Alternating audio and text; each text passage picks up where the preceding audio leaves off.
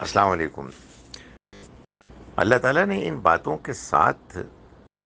کسی کی سفارش نہ چلنے کا ذکر اس لیے کیا ہے تاکہ یہ بات واضح ہو کہ اس دنیا کا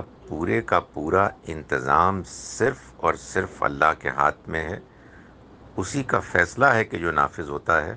کوئی اور اس کے فیصلے میں، اس کے انتظام میں، معاملات کے چلانے میں ذرہ برابر بھی اختیار نہیں رکھتا۔ دنیا میں لوگوں نے جب شرک کیا تو انہوں نے اس کے دنیا کے بارے میں یہ تصور رکھا کہ اللہ تعالیٰ نے دنیا کو بنا تو دیا ہے، بنانے والا تو وہی ہے، لیکن چلانے میں جو انتظامات اس نے طے کیے ہیں، ان میں اس نے اوروں کو بھی اپنا ساجی، ساتھی، پارٹنر بنایا ہے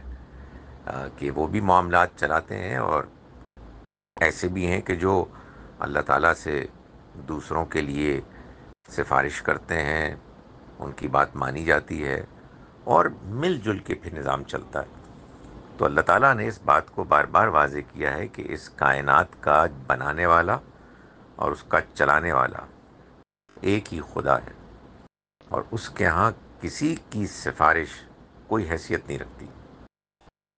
سوائے اس سفارش کے کہ جو سفارش اصل میں دعا کی صورت میں اللہ کے حضور میں پیش کی جاتی ہے،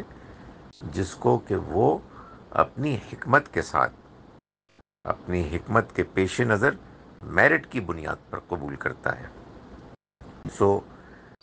شفاعت کی نفی اصل میں اس لیے کی جاتی ہے تاکہ لوگوں کو معلوم ہو کہ دنیا کے چلانے میں بھی اور آخرت میں حساب کتاب میں بھی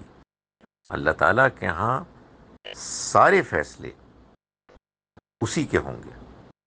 جو اس کے علم، اس کی حکمت، اس کی رحمت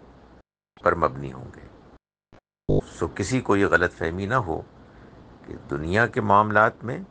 اور آخرت کے معاملات میں کسی کو بھی ذرہ برابر کوئی حصہ، کوئی شرکت کا کوئی امکان موجود ہے، اور اللہ کی توحید پر پورا اطمینان ہو، وضاحت ہو،